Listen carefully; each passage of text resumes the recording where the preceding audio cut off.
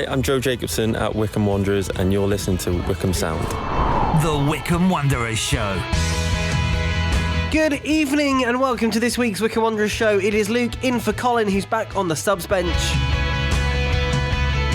Hope your week has gone well. Coming up in the next hour, as always, we'll have our post-match debrief with Phil. Looking back to the 3-0 win over Port Vale on Saturday. You hear from Gareth, Ainsworth and Joe Jacobson as well. We have our former player chat, as always, with former midfielder Scott Donnelly sharing his memories on the club. We have a behind-the-scenes look at the Wycombe Wanderers Women reserves team.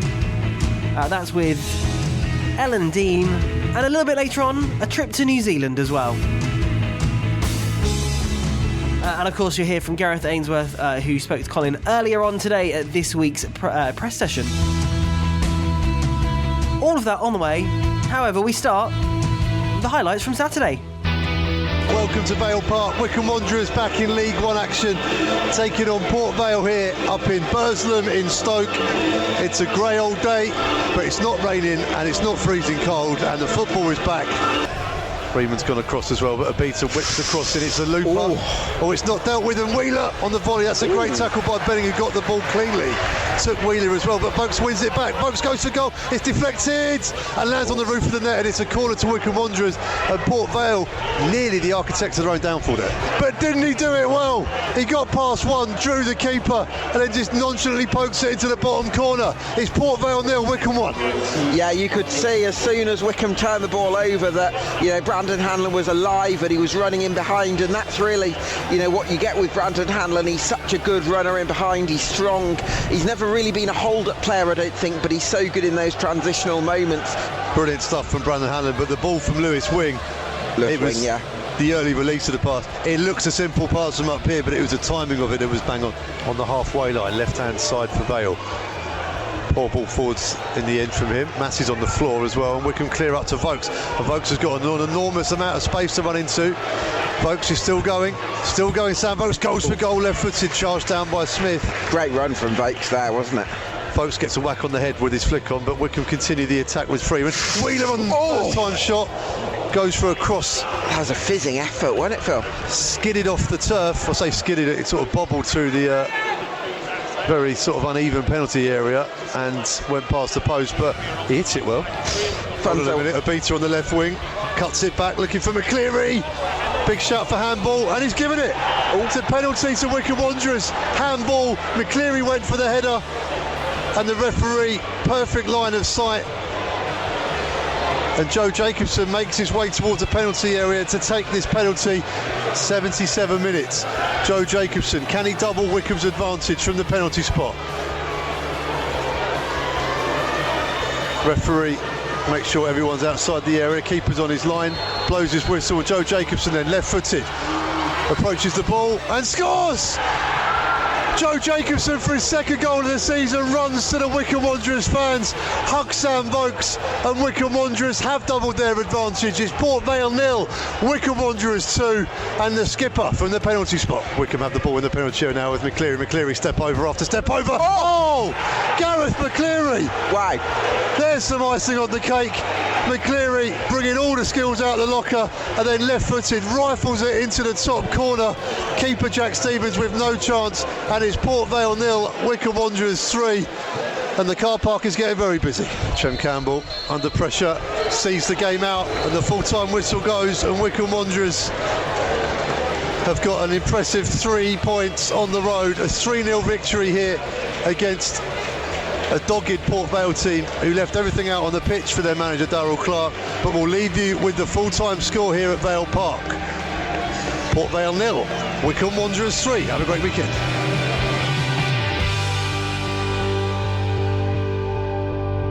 Those were your highlights from Saturday. Let's get your match debrief for this week with Mr. Phil Catchpole. Evening, Phil, how are you doing? Those were your highlights from Saturday. Let's get your match debrief for this week with Mr. Phil Catchpole. Evening, Phil, how are you doing? Good evening, yeah, very well, thank you. Yeah, fresh off that win, feeling good. Yeah, a win and a clean sheet. It really couldn't have gone much better. Yeah, exactly that. And it's been such a weird month. It's consecutive 3-0 away wins. And I can't remember the last time we did that.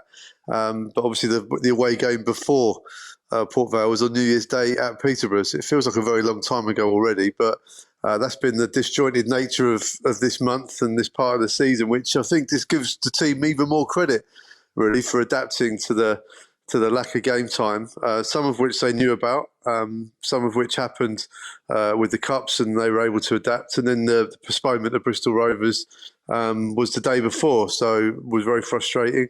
But they've kept their heads together. They've kept their performances ticking over. They've stayed match sharp, which I think is a real challenge.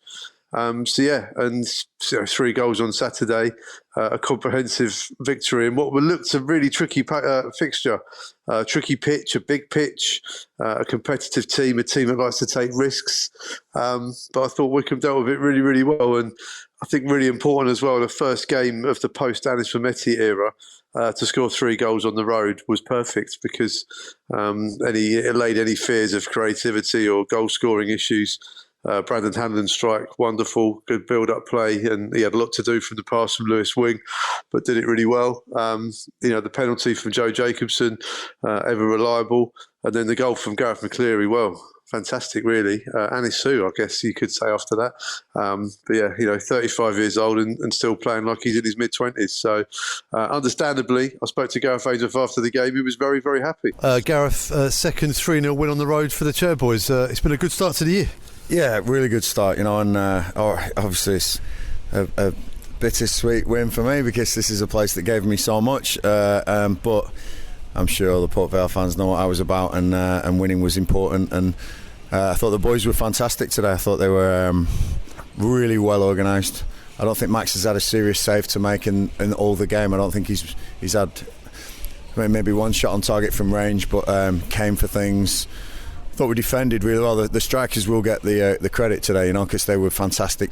I mean, the chances and the goals they've taken have been good, but the defenders, we got our first head on everything. Losing Ryan Taffazoli was a blow after 20 minutes, but it sort of was seamless the way Jack Grimmer's been playing this season, in any position. But Port Vale, the pitch is really difficult to play on, and we said at half time that we're going to have to stop trying to play in that middle area. Port Vale set out to go very long at the start, and we knew what they were trying to do, getting behind us with Massey and his runs. And once we contained that, I thought there was threats for us then going the other way, because they go for it. They really do gamble sometimes in their attacks, and we sort of noticed that midweek and thought if we can leave Brandon Hanlon at times 1-on-1 or 2-on-2, we may be able to exploit the space behind, and that was the first goal. And then Vale have nothing to lose really, so they come at us even more, and then the gaps appear, and I thought the boys were very good at plugging those gaps, but then countering the other way. And Gareth McCleary, I mean, he's been incredible. Not being starting for the last couple of games, he's just been a model professional, and when you put him on, he's playing like he's playing in the playground out there. Fantastic goal, great header for the penalty, and setting up David Wheeler. Chem Campbell came on, looked exciting.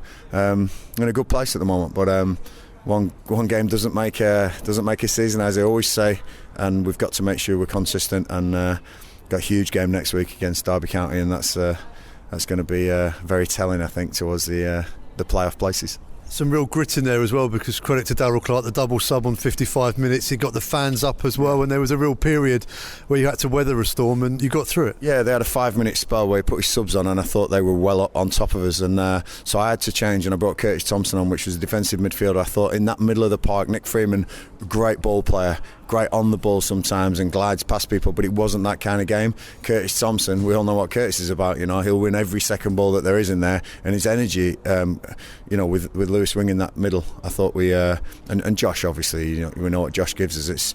I stopped mentioning him now because he's that good every game. So it was really about winning those second balls, winning those knockdowns, and then that quality going forward.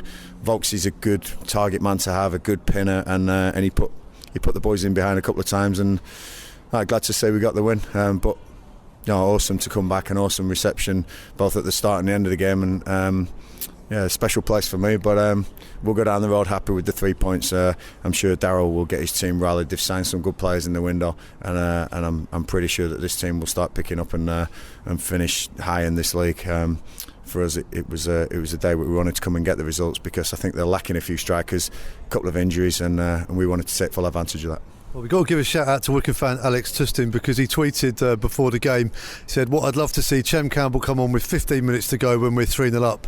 And is that a perfect situation for you to bring on a player for their debut? That's how I managed it. That's what I wanted to. I'm only joking. No, it was. I feel sorry for TJ DeBar, because TJ is probably a more natural replacement for Sam Vokes, but TJ knows he's part of this. And TJ, I said to him in the dressing room, look, I wanted to give Chem a feel of what this is like to be in this Wycombe side.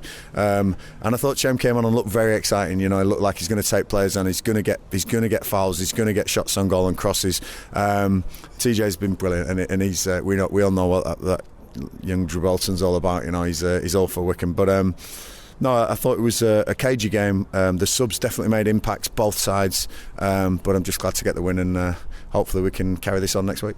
And the only fly in the ointment was that injury to Ryan Taff as well. It looked to be a quick decision to make the sub. Is it something you're concerned about? Yeah, so it's early days. You know, Taff has felt something in his leg, and we've got to make sure that we don't give any wrong information out about any medical incidents. We'll find out what it is this week, and I'm sure we'll be first to know. But with Alfie struggling as well a little bit, we've got to make sure that centre half we're covered.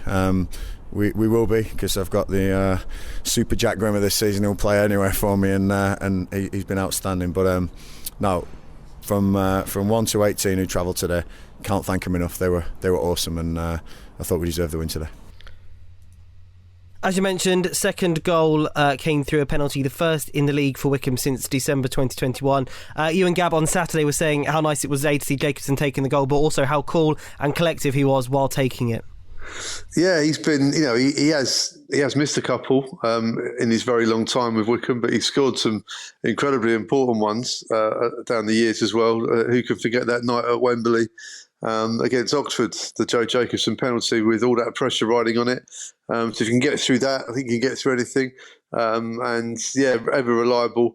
But we should really talk about his defensive cover as well, because we played, I think, well over 60 minutes of the game with essentially three fullbacks by trade at centre-back. Jack Grimmer, Jason McCarthy and Joe Jacobson, although JJ's probably been playing left of a three for a little while now.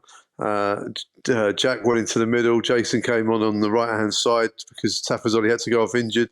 So yeah, at the moment, it's looking a little bit threadbare in terms of centre-backs. Alfie Mawson's been out for a little while now. It looks like Taff we'll have to await news, and we all know what that's like coming from Gareth Ainsworth. So, and then Big Chris Farino's on his way back, but again, no firm date on that. But the clean sheets keep coming, and I think it's 2 goals let in on the road now in the last 8 games, which is phenomenal. But yeah, I mean, I spoke to JJ after the game about his goal-scoring exploits, but also about that clean sheet as well, which is super important.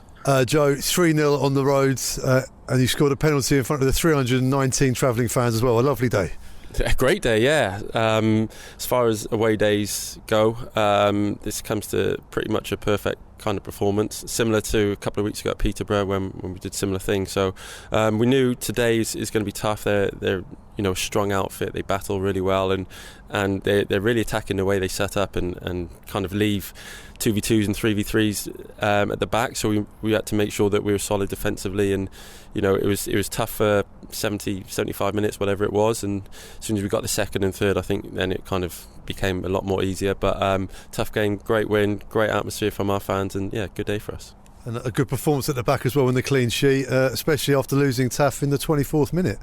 Yeah, first of all, I hope he's all right. Obviously those guys will look into that and see what the problem is. But when it helped a little bit, they didn't really necessarily have a big target man. And Jason came on, who was awesome last week, and just slotted straight in. So with Jordan and Wheels at wing backs, we kind of had them to look after their front kind of 4, as it were, that we sorted out. So yeah, it was sometimes we get those situations where you have to adapt, and we did that really well today. Have you checked Gareth McCleary's passport? Is he really mid-30s? What a goal. He's well, I can't say anything because he's younger than me, isn't he? So yeah, look, again, GMAC probably feels, desperate to be in the starting 11, and he came on, and that's what you want from your substitutes, isn't it? To come on, impact the game, change it. And I thought when he came on, the pace he showed in behind was frightening them so much that eventually they give him enough room, and what goal with his left foot, and so much that he deserved that today, and we've been having to go at him for missing the one with his right foot, so to put that one out was nice. Might be checking your passport as well, a clean sheet and a goal. It's been a while since you've had a penalty, isn't it? Do you know how long? No, 420 days. Yeah, so you just told me. Yeah, it's been a while. It's it's weird because I still every now and again will take him in training and then be like, right, tomorrow I'm doing this, and then you forget about it, and it's only when the ref blows for the penalty and you're like, oh, actually we've got one here, what do I do with it? And fortunately it went in, and I think that second goal was really important, just to take the wind out of their sails a little bit and settle us down, and we could just sit in a shape and see out the rest of the game. Well, it's a bit under the radar as well, because I guess if they've done their research on where the penalty takers go, they've had to go back quite a long way. Yeah, and I spoke to their keeper after the game, and he kind of said, I stood still because I remember what you did at Wembley, so they were going back a few years. But yeah, that didn't go through my mind. It was just try and just get the goal. I've missed them before, but I was confident I was going to score, and thankfully it went in. And a debut for Chem Campbell as well. Almost a perfect scenario for him to come on 3-0 up, attacking the end with the away fans. A good opportunity for him to introduce himself. Yeah, he's looked really lively this week since he's come in. He's settled in really well. Seems like a really nice guy. So we're excited to see what he can bring. He had one run where I was actually screaming for him to go down and take one of the fouls that 3 or 4 of their players tried to hack him down. But I think that shows what he's about. He's young, he's hungry, he wants to excite, and I can't wait to see more of him in a Wycombe shirt. And defensively, Wycombe been absolutely resolute. I think he's only 2 conceded in the last 8 on the road. That's a record that will surely file him into the top 6 if we keep this up. Hope so. Look, it's something that since I've been at the club we've always worked hard on, our defensive unit, and earlier on in the season we spoke about not getting as many clean sheets, and when we have conceded, we've conceded in kind of clusters and 2s and 3s, so we wanted to make sure that didn't happen. The last 10 games I saw before today we conceded 4 goals maybe, so we've been doing really well at the minute, and especially Gaffer changes shape, changes the lineup, and we've got players who can slot in and not look out of place, so it's a good place to be at the minute with the squad we've got, the tight knit, the solid squad, and excited for the rest of the season. Great to see Joe scoring on Saturday from that penalty. And you mentioned about the defence. We mentioned about Jack Grimmer a couple of weeks ago. You spoke to him as well on Burns night and his birthday. But something that a lot of fans were saying on Saturday was that he was immense once again. And he's also becoming a character. Something that Gareth said that he wanted to see more players becoming at the beginning of the season after Stockdale and Bayo left. And he really is becoming that character, not only on the pitch but off the pitch as well. Yeah, it's a really good point you've noticed there, Luke. I think his form on the pitch, he's really grown into this season. It's been getting stronger and stronger as the season's gone on. He's been adaptable because he's been at right back, he's been at right centre back, he's been right of a 3, and on Saturday he was centre of a 3. But I think also you're right to pinpoint. I think he's now one of the strong characters. He's late 20s now. He's been around the block a bit. He's been there and done it with Wycombe and Coventry as well, let's not forget, and played at a high level with Fulham. So I think he's now one of those sort of recognised senior voices that's filling up some of the airspace, as Gareth Ainsworth called it the other month, left by Adebayo Akinfenwa and David Stockdale. And it's really great to see. It's good to see players evolve and step up on and off the pitch. But I think he's going to be key to Wycombe achieving anything this season. And as you'd expect, they're all fiercely competitive, and none more so than Jack Grimmer. We saw Chem Campbell making his first appearance for Wycombe Wanderers, as we heard, predicted by Alex Tustin. But a lot of fans were very happy with what they saw. Yeah, perfect scenario for him to come on, really, because obviously the pressure was to keep the clean sheet. The team didn't want to concede, and he was a part of that. They defend as a unit from front to back. But he came on and gave Wycombe Wanderers fans a glimpse of what they can expect. He's quick. He likes to take on a player. He can drop his shoulder. He's got some tricks as well. We looked forward to seeing more and more of him. But that was the perfect introduction for him, really, because, like I said, at 3-0, the game was essentially won. And it was just about keeping that clean sheet, and he was able to play his part in that as well in the late stages.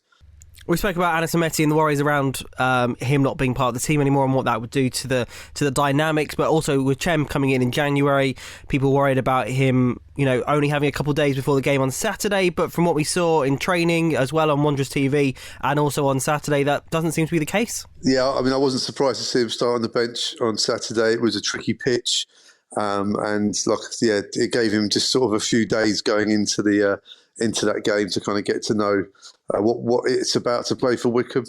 He's got a taste of it now on game day, so I think he's a lot further down the line than he was last week with us, which is fantastic.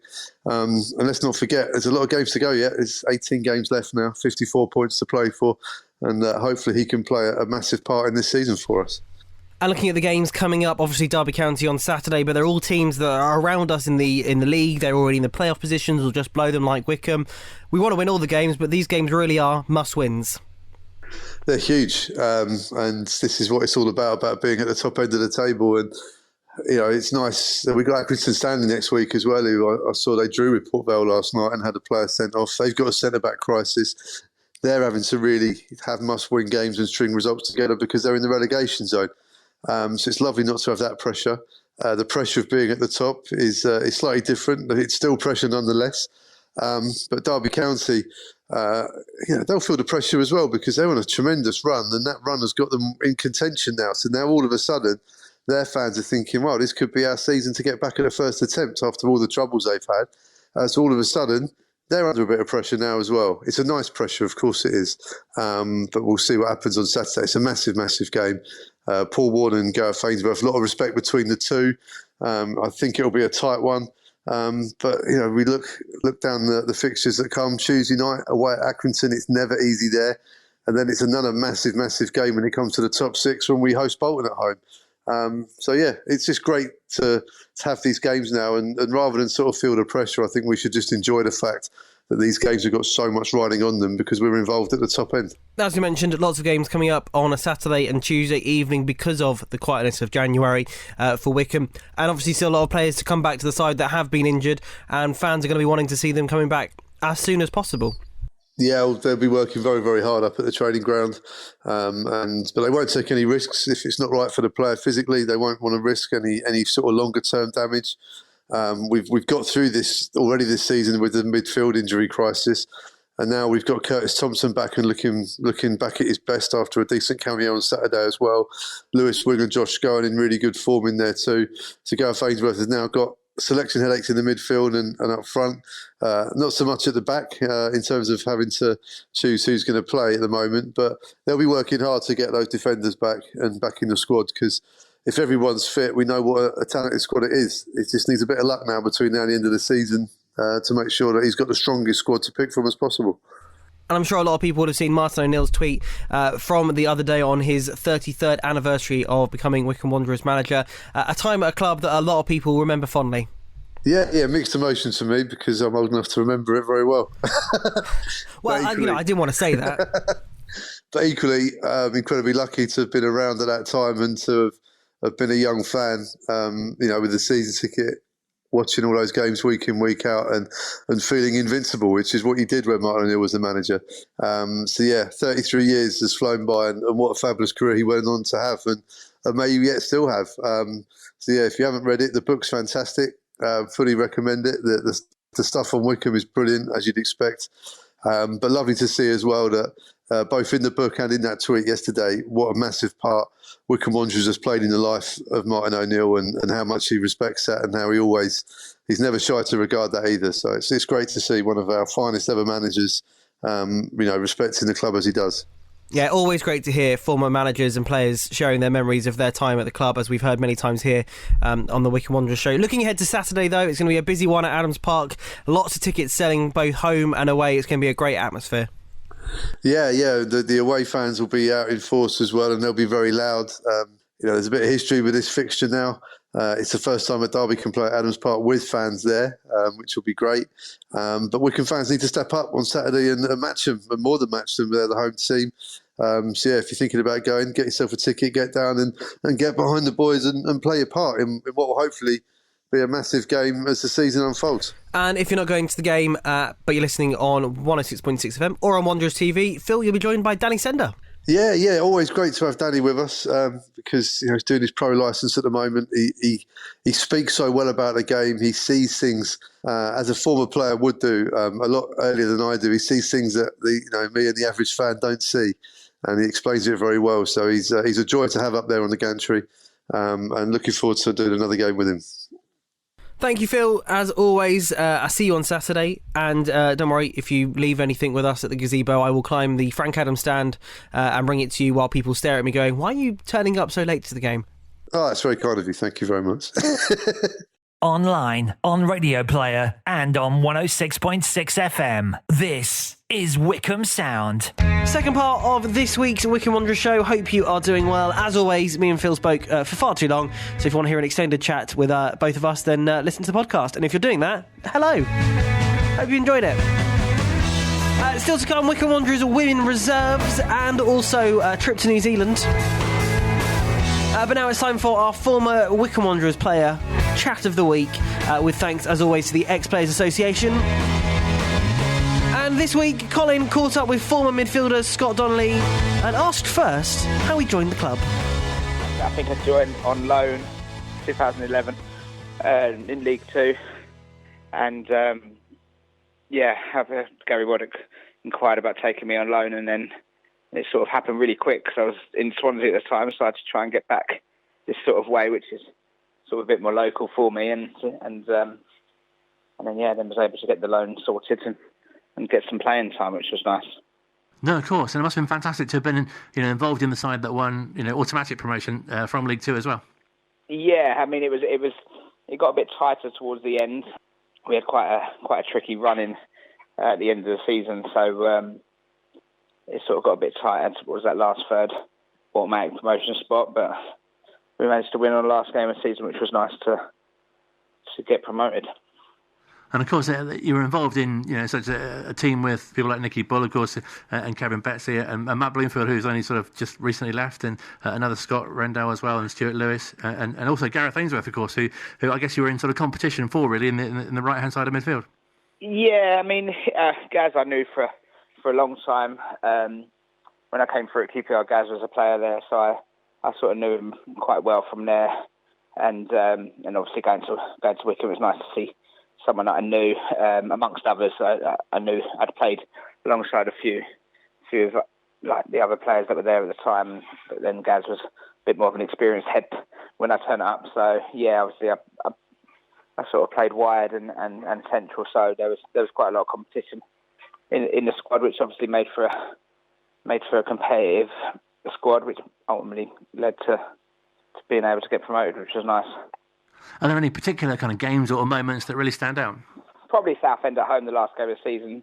Obviously, we knew if we won, we was promoted, and then I think we went behind in the first sort of few minutes, which was a bit disastrous start, but we sort of had a good character about ourselves, and I was able to score the equaliser, which was nice. And then we went on and won 3-1. It was a really nice day celebrating after the game, winning promotion with the fans. It was a pretty full house, so it was really nice. That's probably the one that lives out the most for me. And obviously you mentioned that you knew Gareth, and I guess not really a surprise to you that he'd go on and be a manager, but to have been at the club for so long as well.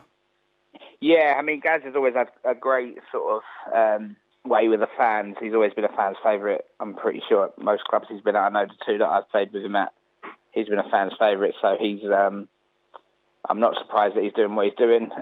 He's got a squad, and I can only assume that the way he was as a player, which was 100% commitment and effort and a desire to win games, is what he passes over to his players every day in training and every week on a Saturday afternoon. I imagine someone who's quite similar to being in a dressing room with both as a player and as a manager, really, as you say, real team player and motivator as well. Yeah, I mean, Gaz was. You'd never know if Gaz was actually starting the game or whether he was on the bench. He never showed any. Obviously, every player wants to play the games, but the way he dealt with not playing, he never showed the disappointment or the negative attitude that some players can do.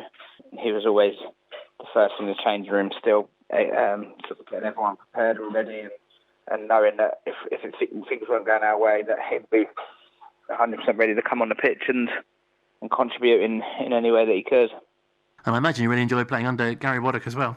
Yeah, so Gary, obviously I'd known for so many years. He was my youth team coach at QPR and then my manager at Aldershot. And obviously, ultimately, that's how the link with Wycombe happened. And yeah, Gary was the one manager that I sort of played my best football under.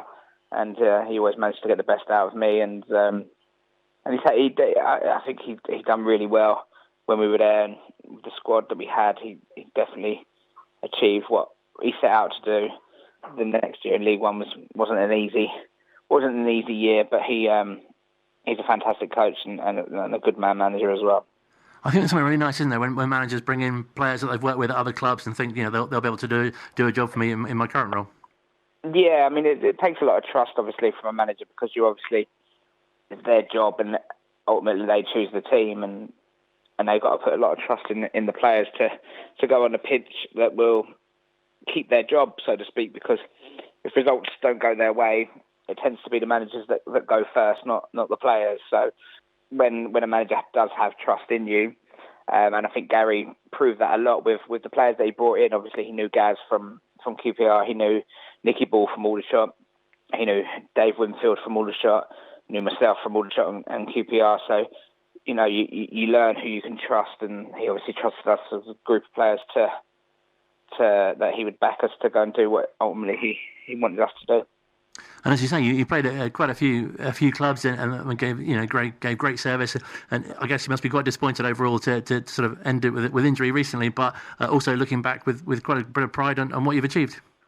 Yeah, I mean, I knew this season was always going to be my last season. I was just trying to maybe see it out until the end of the year or the end of the season. But yeah, my body was hurting too much after games and the day after games, and my work's quite physical now, so I needed to make, and it's obviously my main source of income now that football's not there for me, so I needed to make sure that I was able to work every day, and some days after a game on a Tuesday night, it was very difficult on a Wednesday, so I had to sort of knock on the head really, but yeah, I'm proud of what I achieved, obviously professionally and semi-professionally, so I feel like my career was, if someone had said that to me when I was a youngster in school, I'd have definitely have taken it.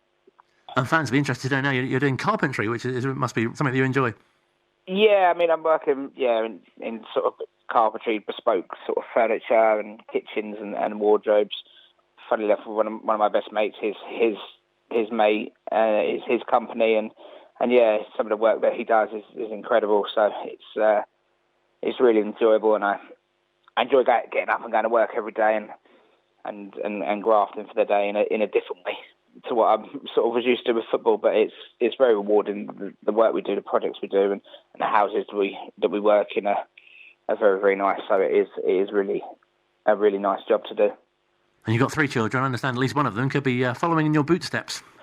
Yeah, my eldest, he loves football. He's driven by football. He used to love coming to watch me, and towards the end he used to come to training when he was on school holidays and stuff, which was nice for him. And he's very driven to be a professional footballer. He lives and breathes it. So obviously they're sort of what you need to do to hopefully achieve it. But he's I'm just as long as he enjoys playing football, that's sort of all I worry about and want him to do.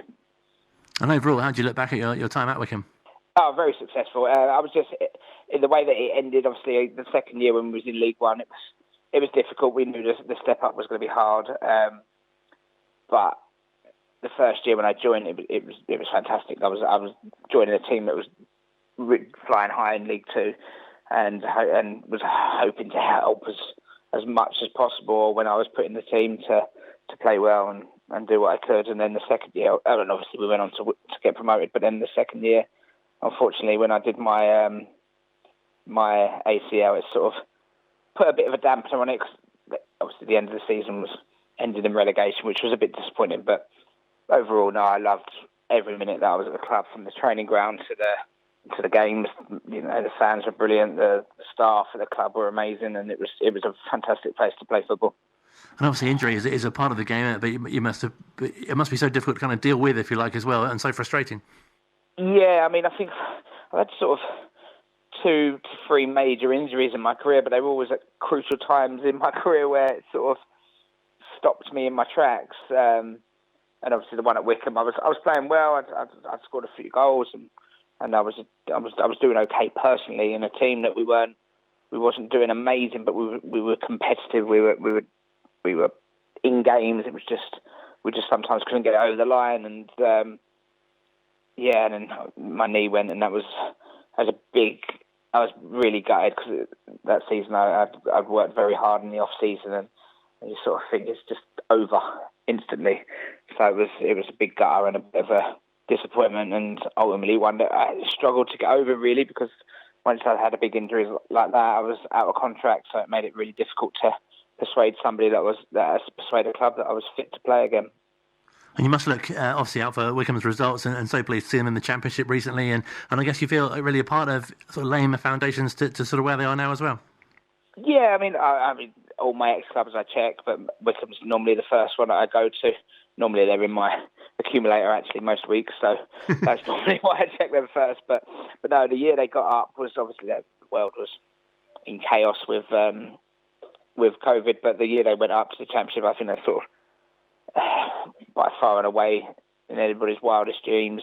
That's putting no disrespect on Wycombe at all. It's a huge club and a fantastic club. But when you look at some of the clubs that were in the Championship at that time, it was amazing to see Wycombe competing and winning games and doing well. Obviously, unfortunately, did get relegated, but I have no doubts that they'll be back there again. And this season could happen. Are you still in touch with many of your teammates from your time? Yeah, there's a few that you speak to on social media and bits and pieces. It's obviously I've got the sort of lows that I go down. I sort of stay in close friends with them. But no, I speak to a few. It was only yesterday, funny enough, that I was talking to John Halls on Instagram actually, who played for Wycombe as well. But yeah, no, I obviously went and played alongside Nicky Ball when he was a manager at Margate. Scott Rendell, I've played golf with bits and pieces and spoke to him not too long ago. So yeah, it is. You do speak here and there with people, but it's so hard because life takes you off in so many different directions. It does make it difficult to stay in touch with everybody. No, definitely. I'm sure fans will be really pleased to sort of hear from you and hear things are going well. So, brilliant to chat to you. Thank you so much for your time. No problem at all. Thanks very much. And as always, a big thank you to the Ex-Players Association. From former Chairboys to the Chair Girls, Colin spoke to Ellen Dean, who does admin and welfare support for Wycombe Wanderers Women Reserves, and finds out a little bit more about behind the scenes of the Chair Girls, and first asked how she got involved with the club. Essentially, I came in as team admin, so I helped support Jamie with keeping track of his team sheet every week, sort of writing down the players that we've got, subs, goal times, all that sort of thing ready to send off to the league, and also support with going to league meetings. And then fairly recently, I've taken on the role of player welfare for our team. So if there's any issues on the pitch, off the pitch, or in general life, then the girls know that they can come to me, and I can be a bit of a sounding board, or maybe even play a minimal role of counsellor for them, just to kind of help them with any issues that they're facing. It's nice because with the coaches sort of being, well, pretty much all men on the team, and it being sort of women's football, it's nice for them to have someone else that they can speak to that might understand things from more of their point of view.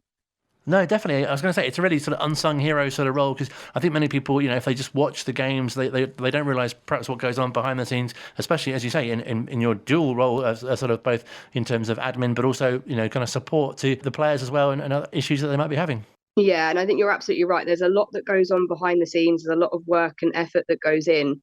And if you're just sat there on a Sunday, watching as a spectator, you really don't realise how much work has to go into everything. And I think sometimes the players miss that as well. So obviously, last season I was there as a spectator. So I've got a very different point of view of everything this season with the work that I'm doing, and sort of working quite closely with Jamie, giving a little bit of assistance and things on the sideline with the girls as well when they come off of the pitch after taking a knock, or if it's just a general subbing and things, and just checking in and things like that. So it must be so interesting as well, working with different ages and abilities. Yes, yeah. So we've got quite a varied age group with the team. We go from 16 right through to 37. So there's a lot of experience, football experience, life experience. And it's nice to see the younger members of the team sort of grow in their confidence as well by being able to mix with, so many varied personalities and ages. And everyone has a different background in terms of, the work that they do and things as well. So it all melds quite well together. So I think by having that, we've got quite a close-knit team, which is a really nice feel. It's nice to go into a changing room and see, everybody is getting on. There's no one that kind of sits back in the background as a bit of a wallflower. Everyone's encouraged to get involved. And, we try and do as many socials and things as we can as well. So after matches, we encourage everyone to stay for, half an hour, have a drink together, whether we win or lose. We still have that camaraderie, which is really, really nice to see. And have you noticed the real growth in the teams, plural, but also the club as a whole in that, since Colin and the other coaching team has come in and the sort of the set up with the under-18s, the reserves and the first team as well, and playing at Burnham now too? I think this season, with the role that the reserves are playing, we're trying to sort of grow the under-18s through into sort of more women's football or ladies football with the age groups that they'd be playing with. So our role as the reserves is to facilitate the movement from the under-18s, but also from the first team through to us as well for any rehab. So by having all of those players mixed together, you can see how far each player individually is coming, and then how that transverses into the teams themselves as well when they go out on a Sunday. And we try and mix it up in training. So we train twice a week, which, it can be difficult trying to work that around jobs and college and your general everyday life. But we get quite a good number of players come through both nights. So we can continue that on a weekly basis. And it's sort of doing us really well for our position in the league this season. And we've spoken to other players as well about the feeling of togetherness in the team, and that's been especially evident, I think, over the weekend on social media. There was pictures of some of the girls, supporting, I think it was the reserves supporting the under-18s, and, the first team support some of the reserves as well. There's a real kind of feeling of togetherness there. Yeah, so we all try and get along to matches as much as possible. So especially if it's a home match at Burnham. So this weekend, obviously the under-18s were at home playing against Millwall. So myself and a few of the players, we went along to watch them. And then the first team didn't have a match at all on Sunday, weren't able to secure a friendly. So I think most of the members of the first team came down to watch us, and we try and encourage that as much as possible when there's not a game on, to get everyone through together, because it's nice to see the players on the sidelines. At the end of the match, they'll come over and they'll help with pointers of what they've seen as well. So it's not just the coaches that are sort of being able to give advice, it's everyone getting in together. No, definitely. And perhaps you can give us a bit more detail about what you do with Jamie, because I think people might go admin. Oh, you're admin. What does that involve? So Jamie obviously organises the team. He puts his strategies and his formations and stuff in place. But we have a lot of conversations about where we feel players are and what we need to do to help those players. Some of the players that come through from injury, we talk about sort of how long we would play them for, where their strengths would be in matches. So I'm almost like a sounding board for Jamie sometimes with that. And then with the admin side of things, it's sending all of the information off about Burnham, where to find us, timings, specific footwear that you have to wear at Burnham because of the type of pitch that it is, and making sure that the other team are fully up to date with that before the match on a Sunday. And then vice versa, when we're away, it's finding all of that information out and making sure that the games are secured. Also speaking to the referees, making sure that the refs are aware of all of the information. If they've got any queries and questions, being able to answer that. I work with the refs on their invoices so that we can make sure that the refs get paid for coming and doing what they do for us.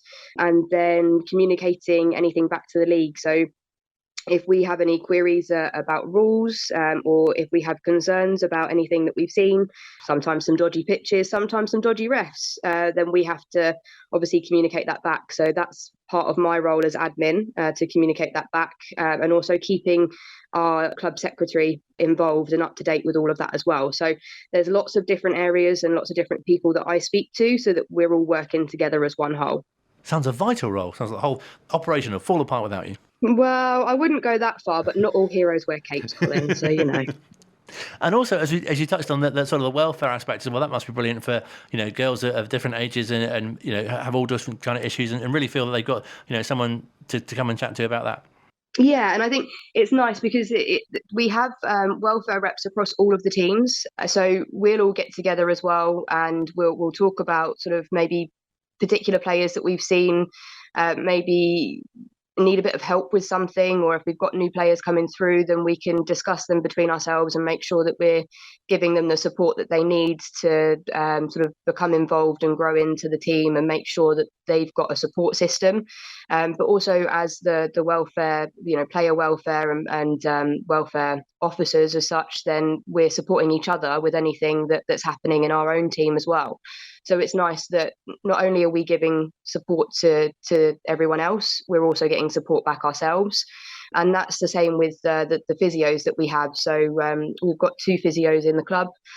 So it's working with them to make sure that, if any players go to them and say, I've got a slight injury with this, then we know straight away that we can speak to them and make sure that they're not sort of worried about anything on their own. And it sounds like you're in a really good position as well to kind of really watch people's progress and watch them develop as players as well. Yeah, it's brilliant. It's it's great to watch from the sidelines, and especially if if you're a football fan anyway. But it's a very unique position to be in when you're involved in all of this as well. So it's one thing to sit on the sideline and sort of have a look and enjoy a game or not enjoy a game so much, depending on how it goes and what you're expecting.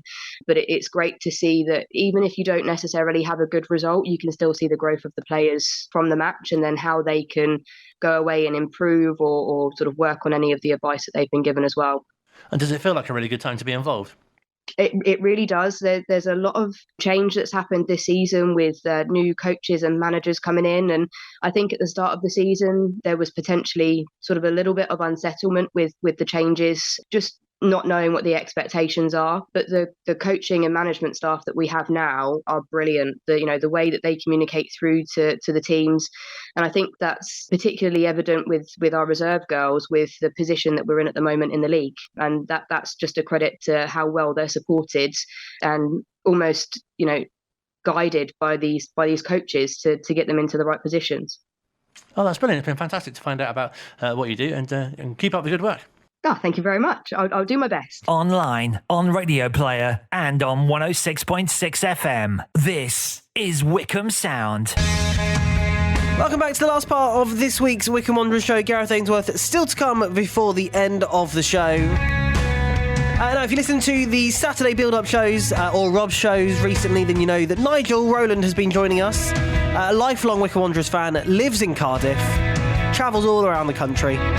And this week I'm giving him a title. Schools have exchange students. Nigel is our exchange presenter because Nigel works on a community radio station in Wales called Bro Radio, Shamai. So he's now officially our exchange presenter. Congratulations, Nigel. Anyway, over Christmas, Nigel went to New Zealand. And while he was out there, spoke to Wycombe Wanderers fan Rich Barter, also, as you'll hear, a lifelong Wycombe Wanderers fan. I spoke to him about what it's like to be a Wycombe Wanderers fan but not living in the UK. We hear a lot about people that, love Wycombe Wanderers from outside of the UK. This gives you a bit more detail on what fans do to support their club. So here is Nigel talking to Rich and starting off finding out a little bit more about Rich himself. So I live in Rotorua, which is in the central North Island. So yeah, if you imagine obviously New Zealand split into 2 islands, I'm right slap bang in the middle of the North Island, full of volcanoes and geothermal activity and forests and lakes. So it's a great place for you to live with your family. It's all about the outdoors here, yeah. So yeah, we've got a great life outdoor living, lots of running. I'm very much into my trail running, and kind of a great home for us and my 3 boys and my wife. It's good to hear. First off, Rich, how did you become a Wycombe fan, and how long have you been supporting them? Well, I'll tell you first of all that I'm turning 45 next month, so that probably gives you, or anybody listening could probably have a good stab at when I may have supported Wycombe or started supporting them, and that was back in the early 90s. Like many sort of young teenagers, I got swept along with the those promotion seasons that we saw in, or the promotion seasons we saw in 93 and 94. I would have been at Wembley for the trophy final. I'd have been at Wembley for the playoff final out of what is now called League Two. And yeah, from somebody who actually had not a huge interest in football as a 14, 15-year-old, suddenly I found myself a season ticket holder, every VHS you could walk in and buy from the store, every shirt, including kind of your Paul Hyde goalkeeper shirts. That was my teenage bedroom growing up in the 90s, yeah. So you'll remember some of the names: Sean Devine, Martin Taylor, for instance, Simon Garner, David Carroll, and so on, yes? Yes, yep, very much so, yep. It's great that you had a chance to see your heroes before you left and in important games and have some of those experiences. How many years now have you been in New Zealand, Rich? We moved here in 2008. Yeah. So I've been here. This will be my 15th year of living here. Yeah. So quite a while now. So what were your early experiences like when you've had quite a love affair, if you like, with the football club up until that point in time, and you've now moved literally halfway around the world to New Zealand? And all of a sudden, I would imagine at that time, social media and the internet content, etc., was very sparse on the ground for you. Yeah, I think probably what supporting Wycombe Wanderers from overseas would have been like in those first years would have been, you know, BBC Sport website, find Wycombe Wanderers, click the link, and if you're lucky, you might get some match stats, goal, you know, shots or possession. But really, yeah, very little in the way of sort of immersing yourself in the feeling or the content. So how has it changed for you from those early years with the advent of internet-based radio, Wanderers TV, the previous EFL service prior to Wanderers TV? How has that changed how you interact with the club and what you get from the club in terms of information and an experience, if you like? It's huge, yeah. So I think the first thing to say is the games a typical Saturday afternoon game takes place depending on the season, because we obviously have a summer and a winter here and the clocks change here as well. A game might kick off at 2 a.m. or 4 a.m. So sometimes I'm, like I said, I've got 3 kids. So sometimes I'm up and I'll set the alarm and I'll be there watching the game in the night. So you get the full experience. But sometimes you wake up in the morning and you're just bleary-eyed. First thing you do is reach for your phone. And now you've got everything through those the platforms you've mentioned, plus Twitter. You've got this content that's being thrown up within 24 hours of the goals that have been scored, of conversations with the manager. It's just a completely different experience. The video piece and the content that's been put out through the media team in the last few years has been such high quality. You feel like you're a fan of, you know, a Manchester United or a Real Madrid. The content is of such good standard. That's how I feel. I live in Wales, as you know, 150, 160 miles from AP. And years ago, you felt as if you were on the other side of the planet because although there was content locally within the Wycombe area, there was not that much for me to actually access. And you felt lucky if you got the odd bit of web-based Bucks Free Press cuttings. It was always very limited with various cycles of management, for instance. It also varied in terms of the amount of information that was coming from the club. I'm sure you appreciate that even more being over in New Zealand. Yeah. And even just as you mentioned that now, I'm just laughing inside because I'm remembering when I first came here, my mum would send me the Bucks Free Press, you know? Yeah. So I'd be out here and then a parcel or an envelope would arrive, go to the end of my driveway here, you have a mailbox, you open it up. There's, you know, she sent me clippings from the Bucks Free Press of what, you know, exciting things have taken place.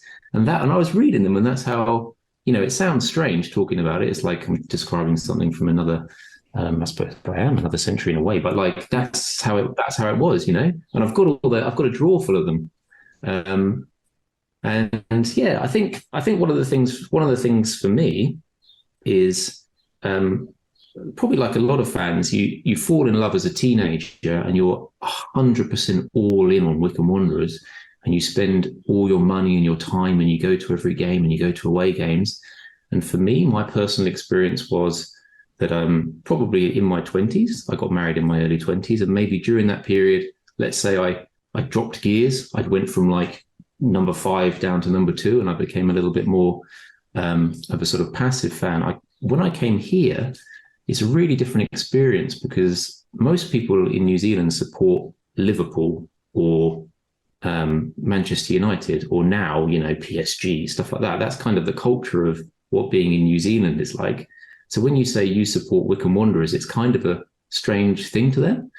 And one day I became very good friends with a guy who was a Nottingham Forest fan. And he'd tell me about how he would listen to Radio Nottingham at night time, and he would set the alarm, and at 2 a.m. he'd be listening.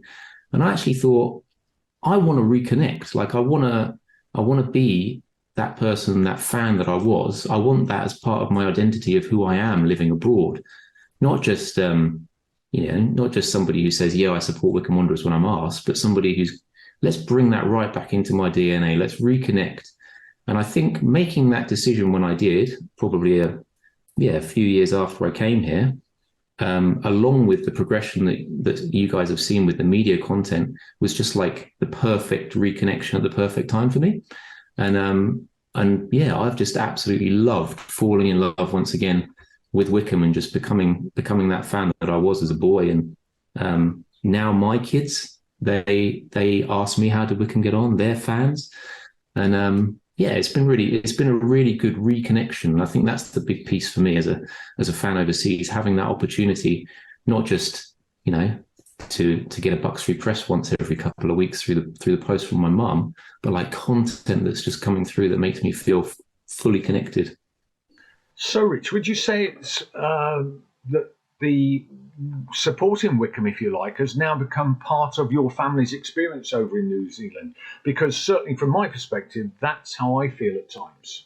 Yeah, definitely. My kids' birthdays, Christmas, they'll get a little training top or the new kit, stuff like that. They want to know what's going on. You ask them who they support, they'll probably tell you Arsenal and Tottenham, but then they'll say their second team, they'll tell you Wycombe Wanderers. Yeah.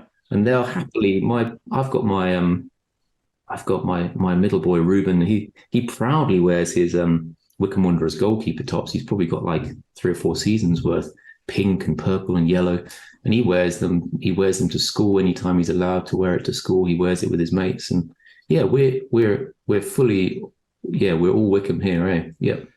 That's good to hear. Would I be right in saying that when we had the League One playoff final in 2020, you had all the family around the TV over there and watching it live? Oh, definitely, 100%. Yeah, we were here. We were in my living room. We were streaming it onto the TV in the living room. We were all sat around. The kids were screaming. Yeah, it was a family affair, that's for sure. So what, generally speaking, would you say, looking back on your supporting life, if you like, what are those standout moments as a Chairboy supporter? Oh, I remember, it's a good question. I remember standing behind the goal when we played Coventry in the Cup, in that the thriller where it was 4-3, was it, in the end? Yeah, just a riotous night in the stand behind the goal. One of those crazy evenings. I remember going away when we played Wimbledon when Laurie Sanchez was manager, and I remember this absolute scenes there where we went through on penalties. Yeah. I was at the playoff final where we beat Preston. I missed a couple of the absolute bangers. I missed the Liverpool. I was actually in New Zealand at the time, traveling before I actually moved here, so I missed that one. And I was here when we played Tottenham in the FA Cup, so I missed a couple of those key ones. But those are my memories. I remember standing behind the goal when Jason Cousins fired one across into the top corner and it got stuck in the stanchion. These little things stick in the memory.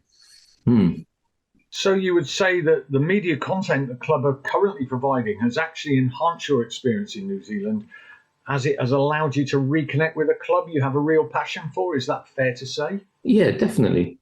I think it's the depth, isn't it? So after a game, there's the interviews with Gareth. You get his views. You get to relive the content. You get to relive the goals. it's all there. It's all consumable, and that's how it is for me on the morning. If I've not watched the game live, which I do, if I've not done that, I wake up and I just sit there and I just consume as much of it as I can to get a sense. And that's of course all the content that you guys are putting out. But then I'll be in Twitter. I'll be reading the fans' point of views. There are fans there on Twitter you feel some connection with, even though you're not standing next to them in the stands. And yeah, it's brilliant because I can be a person who chose a life in a different country for various reasons, but I can still be that person who was born and raised in Wycombe, who stood on the stands as a kid. And I feel complete in both sides of the coin of my life, I suppose. I really admire that, but here's a question for you. You said that the content the club and their partners, such as Wycombe Sound, Wanderers TV, etc., have put out have really enhanced your experience. However, in a realistic sense, is there anything the club could do to take it a stage further, to enhance it further for you? I think it's fair to say that what the club and the media partners are trying to do is give the best experience to all of the fans wherever they are around the world. I'm also aware that you may have different issues to fans, say, in the States or South America, Africa, for instance, or the Middle East, for that matter. I'm really interested in trying to understand if there is anything you personally or those in the wider Australasia area might benefit from. It's a good question. I certainly feel like everything's there, and I'm certainly satisfied with all of that. I think, I don't know if this is like an on-the-record comment or an off-the-record comment, but I think different countries have different price points for what something is seen as. And so, for example, here in New Zealand, you get the Premier League, and you might only pay $40 a month, and that's £20 a month, and you get every single Premier League game. You could watch them all live, and so the price point, when you're comparing it, is sometimes a little bit. You're thinking for that price, I can get all of that, and Wycombe's £10 per game. So it's half a month's worth of Premier League, if you like. Yeah, and I think that doesn't actually bother me because I'll pick and choose my games, and I'll watch, like, I'm coming up, I fully intend to watch Sheffield Wednesday and the big games and so forth. But I don't know if there's like a regional price point that could ever be considered, because when you put it in the face of the consumer, aka the fan or me, there are regional costs of living, I suppose, and that would be something I would say. But in terms of content, no, I'm loving it. I love switching on and listening to the games. I love hearing Phil. I think Wycombe are very, very. I don't want to say lucky, because it's not luck. The guy's great, but we're very fortunate to have someone who's of such a high standard. So when you're listening to the games and you got his voice on there, it's brilliant. He's got such a compelling voice. He does it so well. So no, I think overall the content is fantastic. Yeah. And there'll be an extended version of that chat as well on the podcast, which will be out tomorrow. Right, final part of the show. Time to hear Gareth Ainsworth's thoughts ahead of Saturday. He spoke to Colin earlier on today. Yeah, really pleased with the results lately, but each team's different, and every team we take on an individual basis, So yeah, always plenty to look at, but really pleased. The only negative was obviously a couple of players, just a couple of knocks, really, because of the pitch more than anything. I'm not surprised Port Vale have got so many injuries, because it was a real draining pitch, real spongy, sandy type, and that was tough for the boys to get through 90 minutes. So it's been a little bit about recovery and getting all the legs back for Saturday, which again back home, brilliant, but against what I think is one of the best teams in the league. I think that they could nick second place, Derby County. I really do, and I wouldn't be surprised if Paul Warren does it again. But it's a huge club and far too big for League One, but it's going to be a tough game. So getting the boys back in shape, ready for Saturday, and we go again, will be really crucial to putting in a good performance. You mentioned the knocks. How's Ryan after his injury? Yeah, he's okay. We got him assessed this week. So again, we're not giving anything away. We're trying to push him to get fit as quick as possible. So we don't want to give any team news away, but everyone will be in contention as usual. I know the fans hate it when I don't give any injury updates, but I'd rather keep my opposition managers guessing. Of course. And something else which really pleased you after the game was that the organisation of the team and the fact that Max barely had a save to make, pleasing in all areas of the pitch, really. Absolutely. It's just awesome, the way we shut Port Vale out, what we worked on during the week, what came in the game. And it's nice when those things come up. We worked a lot on that first goal, the counter-attack, the 2-on-2 that Port Vale leave because they attack with a lot of numbers, they really do. And then how we soak that up, but then how we counter-attack them. And I thought Brandon and Volksy did it really well when Gareth came on again. He created so many chances. So really nice to do things that you work on in training come off. But, there's certain things you don't work on. It's just personnel on the pitch at the time. They were brilliant and the shutout. And Max Strait will get the credit for a clean sheet. But again, he'll be the first to credit the 11 in front of him who really kept Port Vale at bay. Looking ahead to Saturday, does it feel still quite strange that Derby County are coming to Adams Park in a League One fixture? Yeah, it's incredible. And again, I keep reminding fans of where we were. And I think that it's a real strength never to rise above where you're from or what you are, keep that humility always. And where this humble side is entertaining a huge football club, and it'd be great to have them here. And obviously it's brilliant for the stadium and the atmosphere. So I'm hoping plenty of Wycombe fans turn up. I think we've just left them to the away end this weekend because we're trying to encourage Wycombe fans to get down and fill those extra spaces that we probably could sell. But we want as many Wycombe fans down as possible to make a brilliant atmosphere this Saturday. It really does show how far the club's come. We've been chatting to Scott Donnelly on the show this week, and obviously, it doesn't seem that long ago that obviously you were in the team then as well, and the teams you were facing then compared to the calibre of side and how far the club has come now. Yeah, do you know what? Even in League Two, you have your bigger sides. Your Bradfords now, and like Orient's back in the day, a good side, and our friend Matt Bloomfield managing Colchester, a championship once upon a time. So you got some big sides in that league. Never mind the league above, which is becoming. Honestly, it's becoming a crazy league. It really is very, very competitive. The Premier League is a product at the moment. It's very sort of unattainable. You can't get to it. It's TV. It's shipped abroad, left, right, and centre. The Championship's a great league. We've been in there, but League One and League Two, I think, are so hugely accessible. So for Derby County to be coming and you can actually feel the players and see the players and meet the players as they get off the bus. At the games, it's real football, real is that grassroots almost connection still with the lower leagues, and I think it's brilliant. I really do. It's nice that we can give such a product of Derby County, Sheffield Wednesday, Ipswich, Portsmouth, Charlton, Bolton, Barnsley, all these teams in our league, and Wycombe can be on an even level with them, and rightly so be competing and be a worry for these oppositions. It's so proud of where we are, and like I said to Wycombe people, remember where we were, be humble and always be sort of striving as this team that we can achieve, because we have done over the years so many times. I'm really encouraging going into games like this and the upcoming fixtures as well with the goals that you're scoring and also not conceding either. Yeah, we got a good shutout record this season and we are scoring goals, and I'm sure that people, when Anis went, they were concerned about where the goals would come from, and people are stepping up now and scoring goals. Brandon, got a brilliant goal. GMAC always a threat, and so we've got this way of scoring. The penalty obviously with JJ, but we've got goal scorers in the team. We've got match winners in the team, and I trimmed the squad down on purpose to free up some space for these match winners to come through and take their chances. And I'm really looking forward to Derby and seeing what we can do about them. I'm sure they'll be concerned about us, but they are one of the form teams in the league at the moment, and we've got to make sure that we are at our absolute best on Saturday, because we want to be in this shake-up at the end of the season.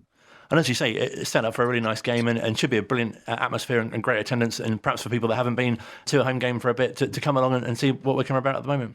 There's no bigger club in the league, maybe Sheffield Wednesday, maybe, but Derby County, get down and watch your local side. Get down, we took thousands and thousands to Wembley, against Sunderland, and we want you back. We need you, and to be able to fill the stadium as much as we can is the next sort of aim. But it will be a slow burner, I'm sure. But teams like Derby coming to town will help no end. And I'll say that you will have a bunch of boys that you will be proud of, no matter what the score. You'll be proud of the efforts. You'll be proud of how we go about our business, and you'll be proud that these boys know where they're from and know where this club is at and the roots that it has. So.